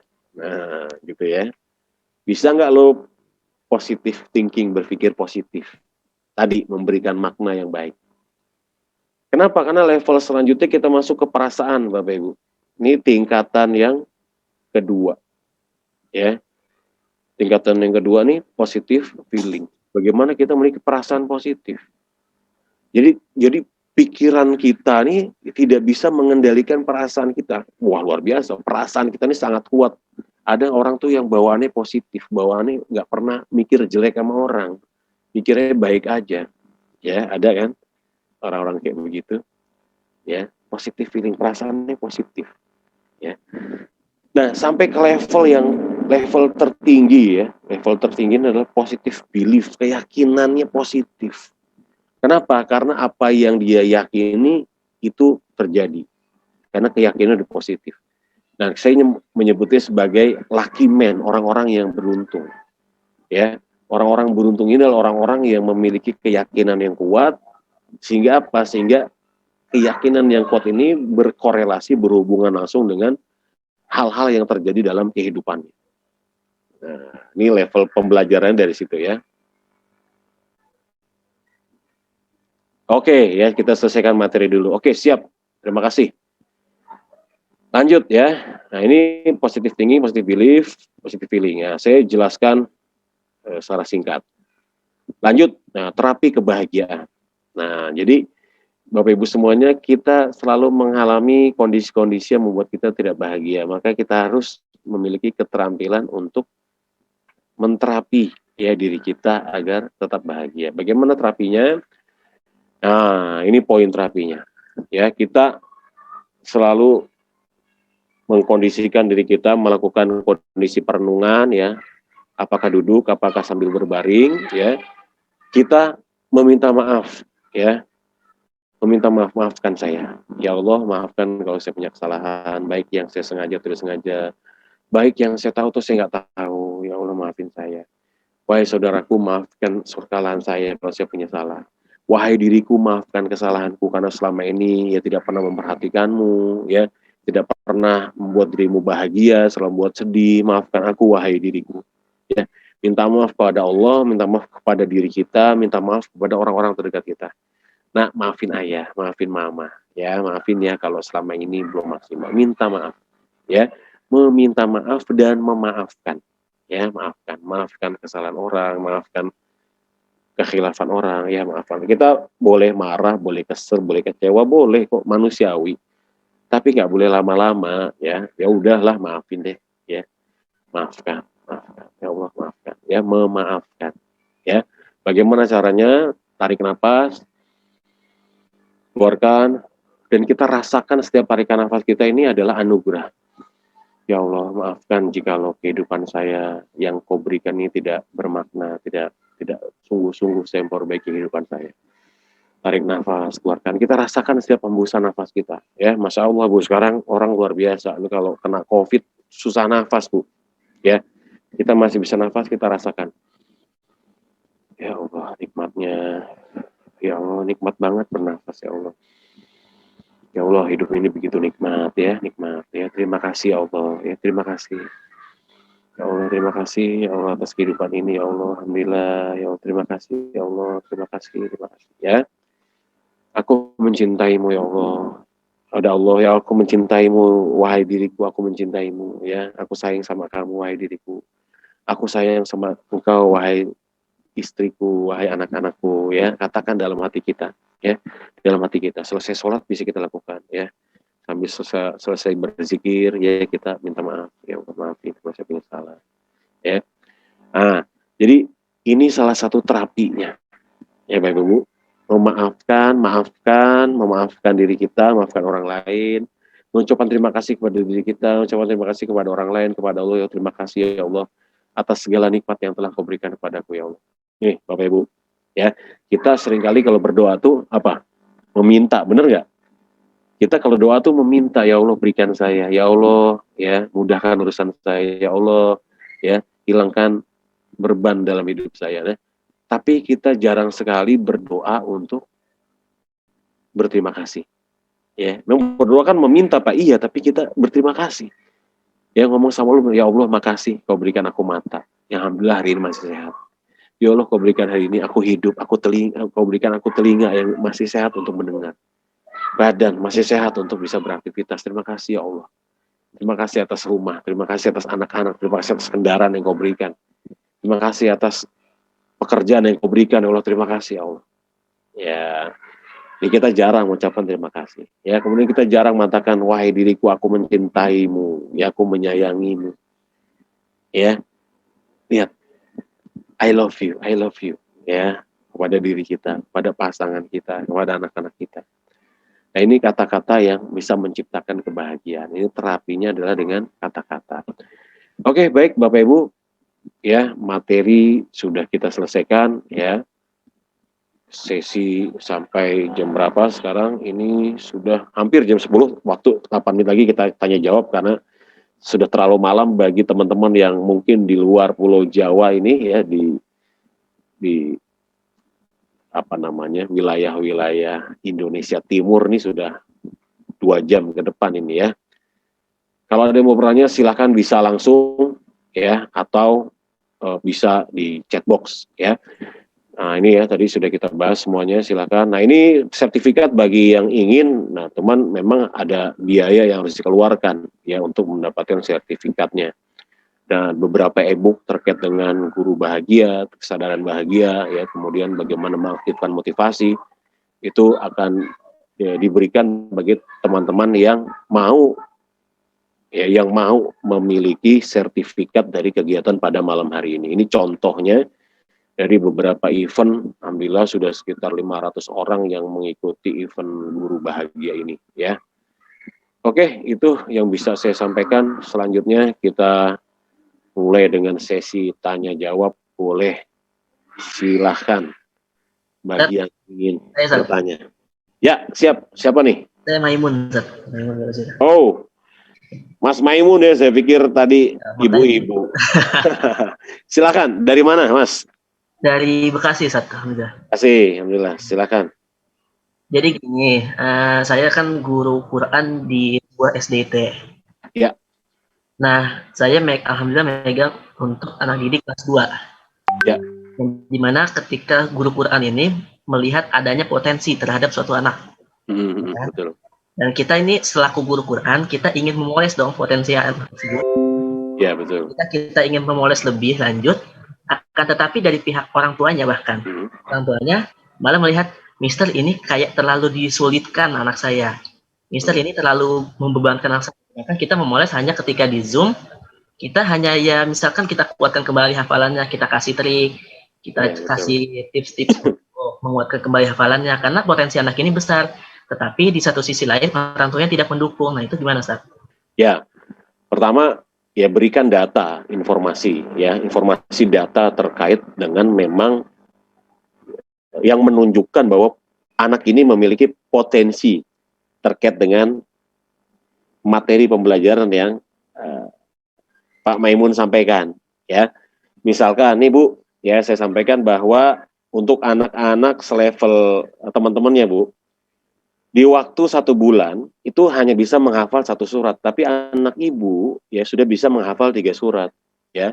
Nah, kemampuan ini saya lihat bukan kemampuan secara umum yang saya lihat pada anak-anak, maka saya perhatikan dia memiliki kecerdasan untuk bisa melakukan ya pembelajaran Al-Qur'an lebih cepat dan lebih baik lagi. Kalau ini tidak dimanfaatkan ya, ini sangat sungguh sayang sekali gitu ya, sungguh sangat disayangkan gitu. Nah, berikan data, berikan informasi ya, data yang memang dibutuhkan kepada orang tuanya. Kemudian juga dikomunikasikan dengan anaknya, ini yang terpenting. Ya. Kenapa? Karena banyak saya juga pernah mendengar kasus seperti ini tadi ya.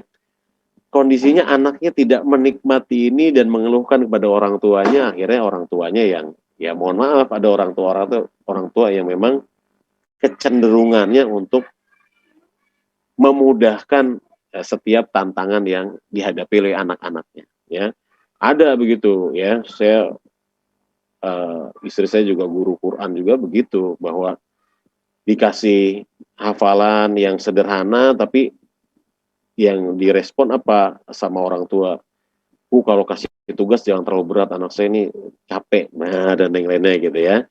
Nah, sehingga bagaimana kita juga memotivasi anak-anak yang kita memiliki potensi ini untuk bisa menyadari tentang potensi, yang memanfaatkan potensinya. Ya, nah itu yang tidak kalah penting. Hingga kalau anaknya sudah punya komitmen yang baik, nah orang tuanya pasti ngikutin anaknya. Tapi kalau anaknya tadi ya, kalau saya lihat mungkin biasanya ini respon dari anaknya yang terlalu capek begitu, Pak Maimun ya, sehingga orang tuanya merasa tadi anaknya nih istilahnya stres ya terhadap tugas yang diberikan. Nah, jadi pertama data, kemudian kedua komunikasikan dengan anaknya agar dia mau mengoptimalkan potensinya ya yang ada dalam dirinya. Kamu itu luar biasa ya, kamu tuh tidak sama dengan teman-teman yang lain ya, dan sayang sekali kalau kamu tidak memaksimalkan ini, karena manfaatnya dari mempelajari Al-Quran, dari menghafalkan Al-Quran tuh besar sekali ya, dan kamu bisa menolong orang tua kamu nanti. Wah, itu motivasi-motivasi yang harus diberikan juga gitu ya Mas Maimun. Oke, makasih. Selanjutnya ada Bu Ika ya, mau nanya juga nih, udah raise hand juga nih. Boleh silakan langsung yang lain kalau ada yang bertanya. Nanti kita tutup jam 10 ya. Takut kemalaman nih teman-teman semuanya. Ini masih ada sekitar 38 peserta karena ada yang izin juga, ada kegiatan. Baik, kalau tidak ada yang bertanya, ya saya akan tutup saja sesi pada malam hari ini. Terima kasih Bapak Ibu atas waktu dan kesempatan yang sudah diberikan. Ya, jadi guru paling bahagia itu adalah guru ya yang memiliki pondasi kesadaran bahagia. Ya, tadi sudah saya jelaskan. Tinggal bagaimana kita kembali membangun pondasi kebahagiaan itu tentang pilihan dan keputusan, ya, tentang manfaat, nilai manfaat, ya, tentang impian dan cita-cita, bahwa ini adalah impian dan cita-cita Anda, kemudian tentang karya, ya, tentang karya, materi di-share di grup, boleh, ya, insya Allah, ya, kemudian, itu ya, tentang 5 poin tadi, 5 poin fondasi kebahagiaan. Dan yang selanjutnya adalah bagaimana menegakkan protokol kebahagiaan. Nah, komitmen, ya, berkomitmen. 3 komitmen guru bahagia. Komitmennya apa? Pastikan ikhlas sehingga menjadi nilai ibadah, menjadi pahala kebaikan. Pastikan sabar, ya, tantangan-tantangan itu untuk menguatkan Anda, ya, untuk menjadikan Anda guru-guru yang tangguh, guru-guru yang kokoh pribadinya, ya. Jadi kalau Anda dihadapkan pada tantangan-tantangan, ya pasti Anda harus tahu bahwa itu Anda bisa selesaikan, Anda bisa hadapi, karena Allah tidak berikan masalah kecuali sesuai dengan kemampuan kita. Artinya ini sesuai dengan kemampuan Anda kok.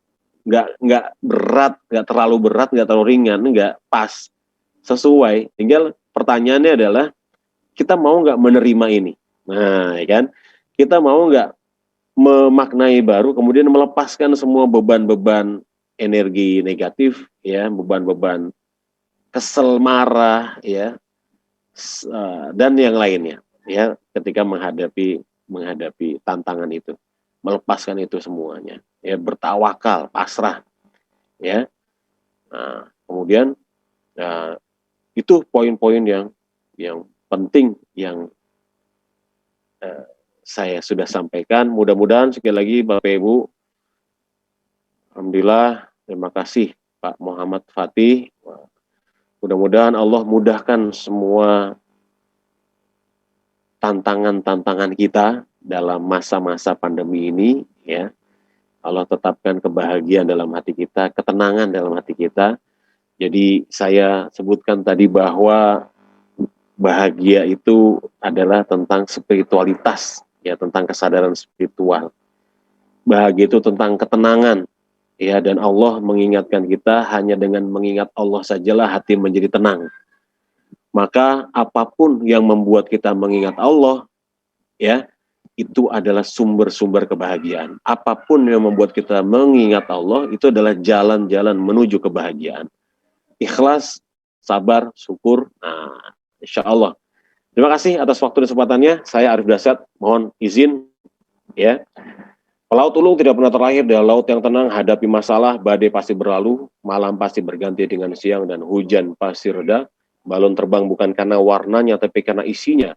Perbaiki kualitas diri kita, maka orang akan menghormati dan menghargai kita. Arif Dasyat, mohon undur diri. Ila liqa, ma'asalamah, billahi taufiq wal hidayah. Assalamualaikum warahmatullahi wabarakatuh. Mohon saling mendoakan semuanya, ya. Semoga kita sehat semuanya, panjang umur. Amin. Amin ya rabbal Makasih ya. alamin. Waalaikumsalam warahmatullahi wabarakatuh. Oke, terima kasih. Izin. Boleh. Ya, silakan Mas Maimun. Makasih ya semuanya. Bu Dian, Bu Ika, Bu Sri. Wah, Bu Sri Margawati.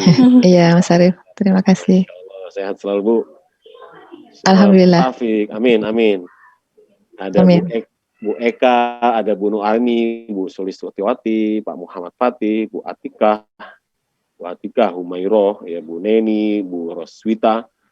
Alhamdulillah nih ya, Bu Talfiani, Bu Nurul, Bu Komariatul, Bu Linlin, Bu Imam Suroso, nih banyak juga dari Bangka Belitung, dari Pangkal Pinang, Bu Bunia, Bu Royani, Marinda dari Sumatera Barat juga banyak ini, alhamdulillah. Pak Fajar, Bu Yusi, Bu Aminah, Bu Sri Astuti, SMP 5 Depok, Bu Eti, ya terima kasih. Nih, kita belum bisa ketemuan lagi nih SMP 5 Depok ya. Oh banyak lagi Pak. Ya semoga. Ya. Bu Ucu, Bu Febri, Bu Helvi, ya salam buat guru-guru yang lain. Ya, saya juga kalau diundang buat ngisi guru-guru di sekolah boleh juga, ya, diundang event webinar, event online boleh juga, ya, free, gratis, nggak apa-apa, ya, yang penting insya Allah semuanya jadi lebih baik kondisinya untuk menghadapi pandemi ini, nggak stres gitu ya. Arif, Ya, siap. Kalau motivasi untuk anak-anak bisa? Bisa Bu, bisa motivasi Oke. anak-anak. Saya juga ini udah ada jadwal-jadwal webinar anak-anak. Oh iya, terima kasih. Mungkin di akhir bulan ini sepertinya Pak Arif kita ada tanggal 27, tapi kemarin karena ya tahu sendirilah keadaannya kalau negeri di DKI kan agak minim sekarang Gitu ya, ya? karena ya pandemi ini. Kita tiap tahun ngundang Pak Arif sih. Iya. Mungkin tidak Pak Arif yang datang, tapi mungkin anak buahnya. Untuk Oh, tahun ini akhirnya gurunya yang memberikan motivasi. Cuman kalau memang Pak Arif bisa, kenapa enggak gitu? Ya, nggak apa-apa. Guru-guru juga udah dimotivasi. Iya, tapi Ya. untuk mengundang Pak Arif bisa menggunakan nomor HP yang ini, Japri gitu, atau Iya gimana bisa, Pak Arif? admin bisa Bu. Admin aja nanti dikasih nomor saya, ntar langsung ke saya bisa. Oh, ke admin. Nomor yang Ibu daftar di sini kan, itu ya. kan nomor admin, nanti Ibu minta sama admin, nanti minta nomor saya, nanti langsung ke nomor saya. Gitu. Kalau tidak salah sih saya juga masih punya nomornya Pak Arif. Oh ya udah, alhamdulillah langsung aja. Ya, mudah-mudahan sih sama, masih sama ya, masih sama yang lama. Iya, iya. 0101. Ya, Oh, iya. kasih, Ya, silakan. makasih Pak. Ya, silahkan yang mau duluan, boleh. Yang masih mau bertanya boleh juga, ya. Ya.